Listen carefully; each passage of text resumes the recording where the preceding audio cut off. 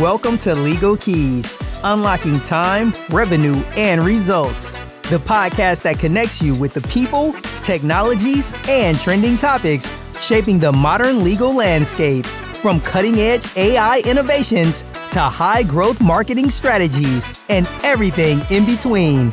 Legal Keys is your go-to resource for actionable insights. Brought to you by Faster Outcomes and hosted by Tim Sawyer, two-time Inc. 500 co-founder entrepreneur. We're here to help you navigate the tools and trends driving success in today's legal world.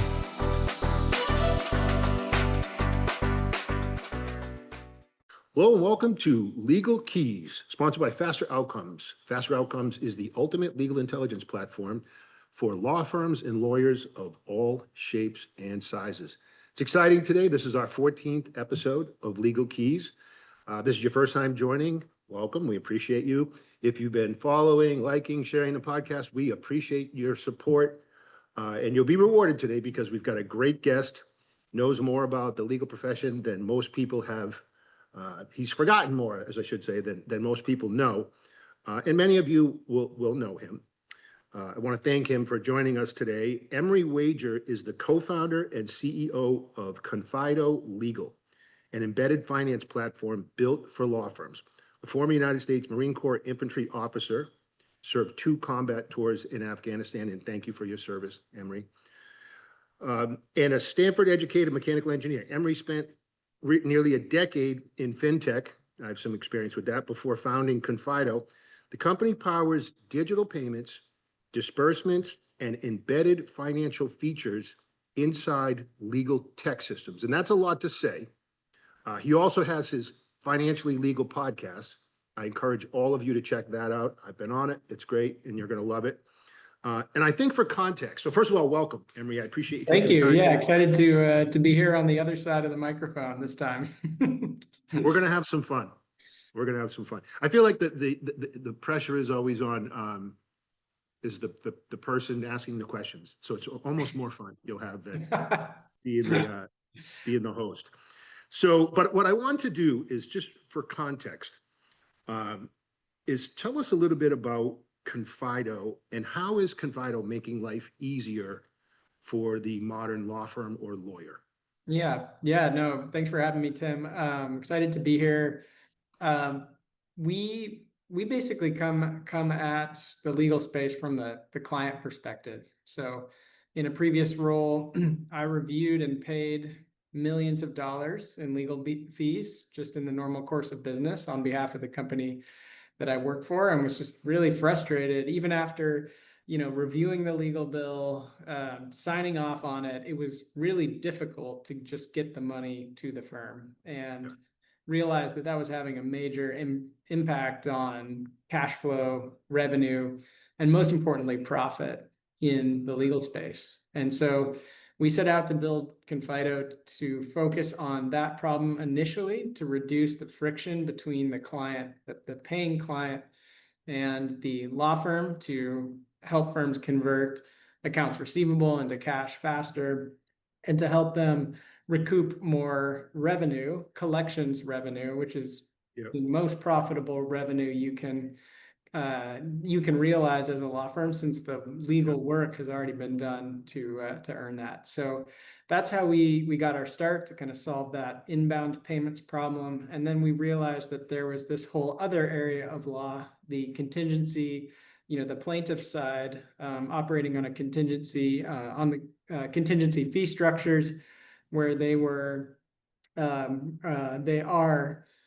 dispersing money via almost exclusively paper checks. And as we'll, I'm sure, get into today, the next generation of plaintiffs that are coming up expect fast digital payouts, and we felt that the plaintiff space was very unprepared for that, and so that's kind of problem number 2 for us right now.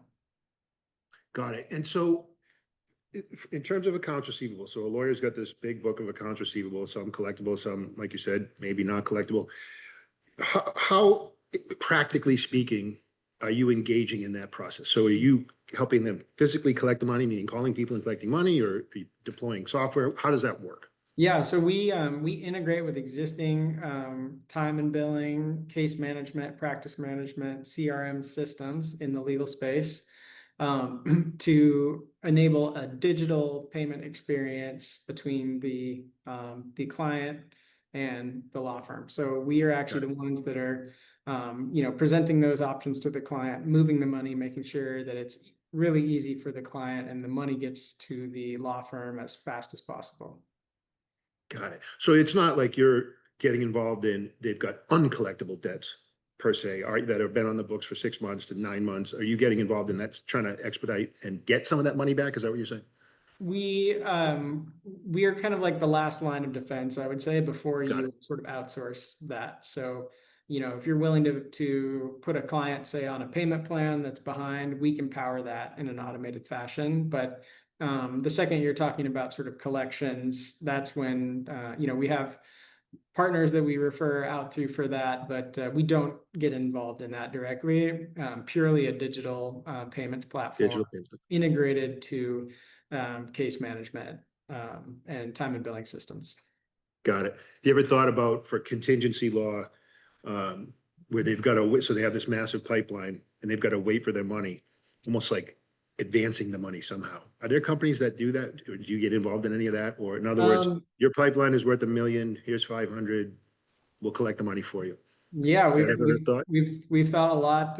We've thought a lot about that, and to some degree, we do that not for the law firm, but for the client, the end client. We allow them to get their money, instantly, as opposed to waiting, a week or two for that check to show up. So they can pay a fee. They can get it for free on a kind of a typical ACH timeline, or get it pay a fee and get that money in their bank account, usually as soon as they've closed out our app.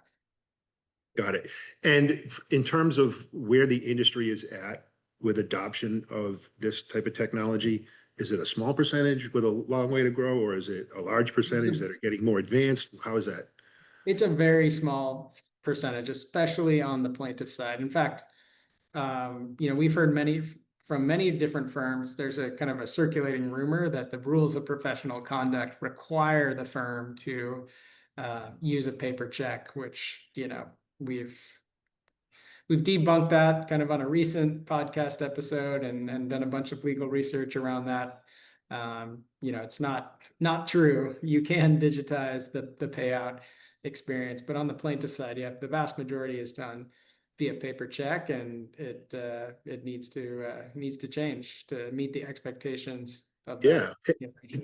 Which is exactly what I made a note about that. And it would seem to me that in 2025, clients' expectations around getting their money is probably not, half people don't, how many people have a phone anymore, hooked on a wall, right? Half the people don't have bank accounts. So, it's like, it's tricky. So in terms of expectations, for legal services, is the client ramping up their expectations on, hey, if I get engaged in this, I expect you to operate like everybody else in the world. When this is over, I get my money, we're done. 100%. Are they feeling pressure that way? 100%. Yeah, I think we're even past the point now where it's a delight. Now it's sort of a demand. Clients, there's a lot of data out there, studies that if clients have to wait more than a couple days or even more than a day to get their payout, they're going to go to a different brand.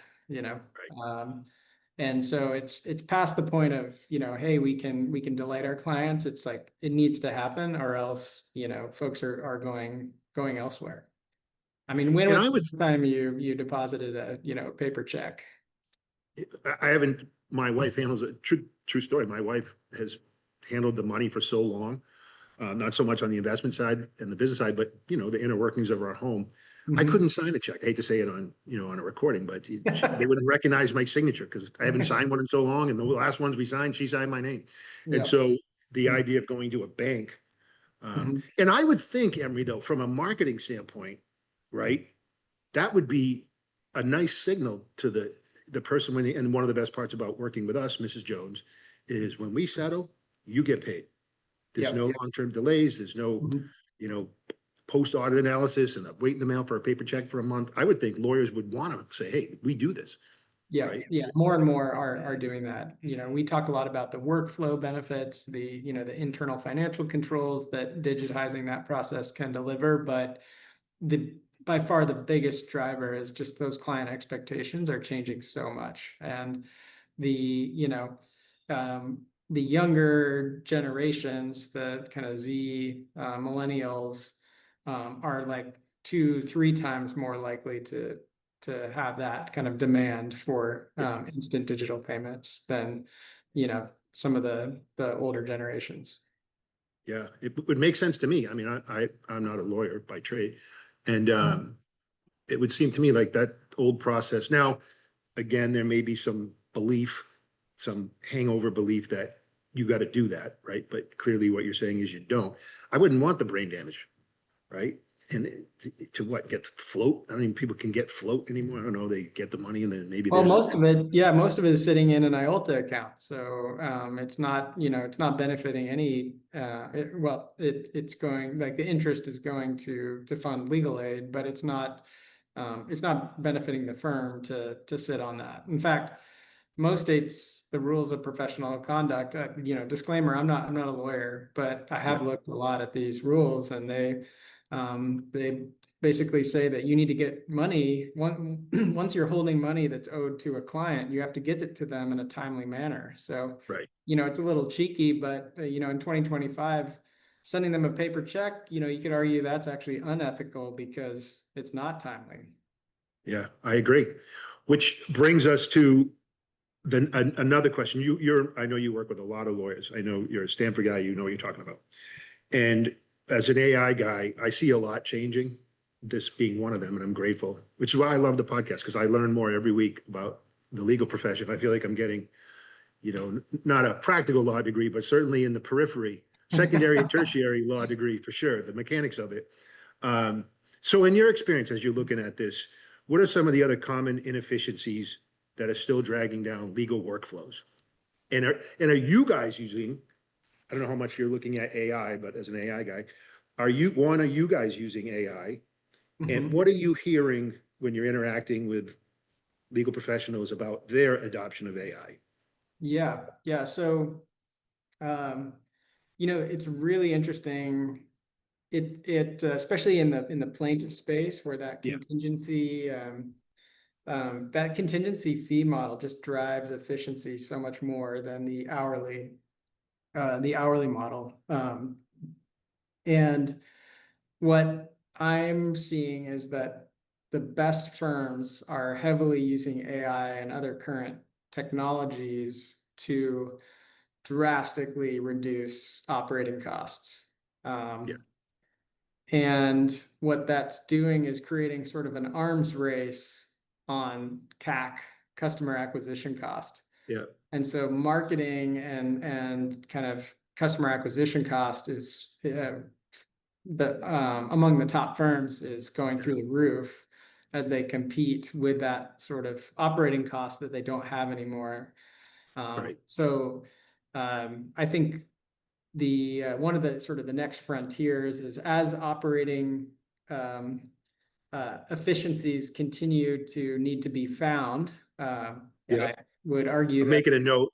the disbursements process is one very untapped area to further reduce operating cost there. But really using current technology to rein in that customer acquisition cost arms race, and be really, really efficient, and to leverage your happy existing client base to get new clients, as opposed to spending, on general marketing stuff like billboards and whatnot. But you just said something very profound, and I applaud you for that. The idea that on the personal injury side, so contingency-based law, unlike the billing hour, dollars efficiency translates to bottom line dollars. and spend real spendable dollars. And what you just said makes so much sense, because I hear lawyers saying, oh, it's the cost of pay-per-click ads, the cost of local service ads going on, everything's going up, because there's more money being diverted to that part of the business. Mhm. What an interesting concept. So it's a boon for the marketing industry, right? Because they're getting a lot more dollars. And that's interesting. It's making more, so it supports my argument that you need to have AI, right? Because if those dollars are still trapped in processing and workflows and general operations, it'd be very difficult to be competitive on them in the larger markets, right? Where you're trying to get, Yeah. the Rob Levines of the world who are, Mhm. thousands of matters going at any one point in time. I can't imagine what those Yeah. budgets look like. Mhm. But to your point, yeah, those dollars captured, Yeah. that totally makes sense to me. And I hope that my listeners caught that. Mhm. Operational efficiency through AI allows you to reallocate those dollars to be more competitive on the client acquisition side. Mhm. That's the takeaway from this conversation today. And that is a very good point. I also And I want to talk think about, if you compare that to smaller law firms that are more kind of relationship based, and they get, they kind of nurture those referrals, through personal relationships, they're not feeling the pain as much yet because they don't have to spend a bunch to acquire a customer. But the second you really want to scale your firm, you're going to be in that situation today. it's a great point. And hope everyone's listening and has ears to hear. The other thing I wanted to talk about was compliance is obviously a huge issue in your space, and coming out of fintech, you would certainly have an appreciation for compliance. What are the compliance risks when legal firms move to digital payments and the handling of data? Yeah. So the, I mean, first, like, I think it's important to talk about what the baseline is. The paper check, basically, for every check written, there's about $2 of fraud that goes along with that. So, if you're, if you're doing $50 million a year in settlements via paper check, there's about $100,000 of loss being created in that system, whether you as the firm are paying for it directly, or if your bank is covering it, and you're paying for it indirectly. There's a huge loss percentage on kind of this in the status quo. And so I think it's important to have that baseline before you start thinking about transitioning to digital payments that may seem scary because it's new and it's not as familiar as the paper check. But the paper check is one of, if not the most dangerous way to send money these days. So that baseline is important. As you're transitioning to digital, just making sure that you have a good process to authenticate the person who's going to be accepting that payout. You don't want that to be sent kind of willy-nilly, unauthenticated through email. You want to have a verification process to know that the right person is going to receive the right amount at the right time. So that's generally kind of at a high level. If you're switching to digital, you want to make sure of that.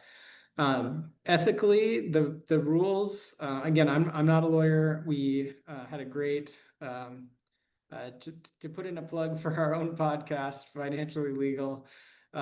We did a great episode a few days ago with Jane Reardon, a renowned ethics attorney, who talked about this specifically.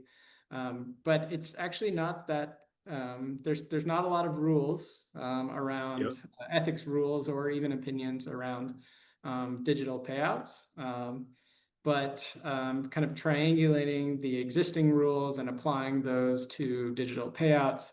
Really, it's about just a few things: making sure that you're tracking who received the disbursement and when they received it, who at the firm approved the disbursement and when they approved it, when the amount was debited from the trust account. So making sure Yep. that you're reconciling that trust account, and then making sure that each disbursement has a unique identifier that can be tied to the client and the matter. So if you're doing that and you have a very secure authentication mechanism to make sure that the right account holder is accepting that money, then you in this day and age can feel pretty good about moving to digital. That's interesting. And in your portfolio, are you seeing more adoption in the smaller solo practitioners, or is it mid-level law, larger law firms? Who are the leaders in this, I guess? Yeah, so there's always this group of, solos and small firms who can turn on a dime and want to adopt the newest technology. And I really applaud those early adopters. And every time we've launched a new, product or feature, it's those folks who are first to, to come in. Yeah. But the exciting thing for us now is I think the top firms, because a lot driven by that kind of that need for technology efficiency now, are realizing that this is the future. Their clients are demanding fast digital payouts. And so we're seeing some of the biggest firms in the country coming on the platform now, which is super exciting for us. Congratulations.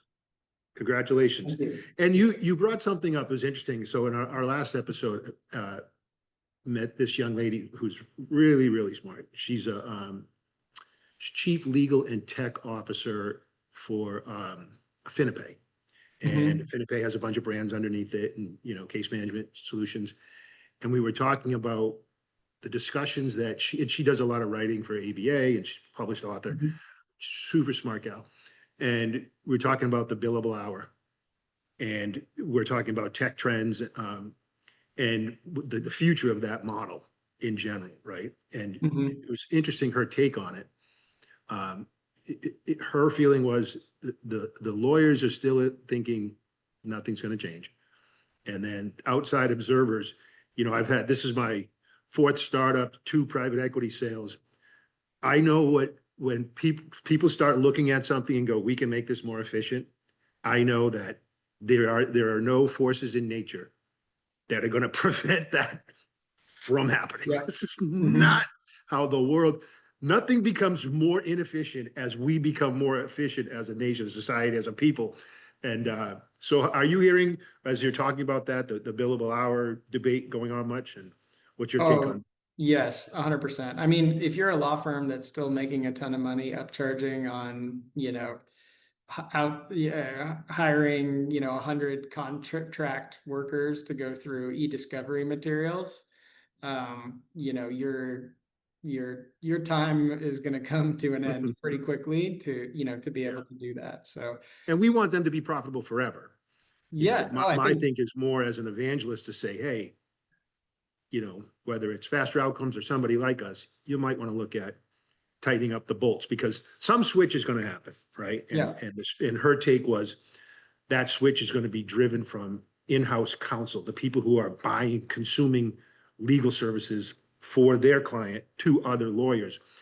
And he or she is sophisticated themselves, and they know, hey, you're using AI, right? Not like the 2 years ago where the guy goes, I'm not using AI.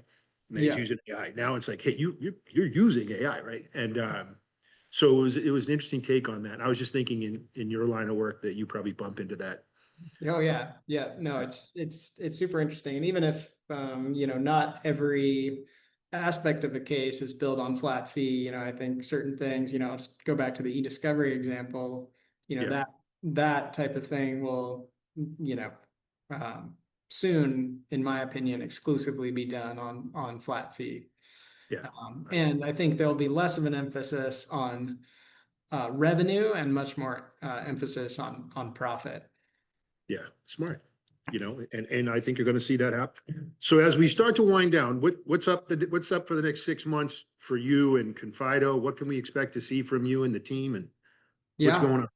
Yeah, super exciting time. I mean, we're really focused on building out this disbursements product for particularly for the personal injury, workers' comp, mass tort space to totally digitize that process. Coming at all of this from the client standpoint, I'm very passionate about that client experience, and I just want to make that financial interaction, as smooth as it is on Amazon, Uber.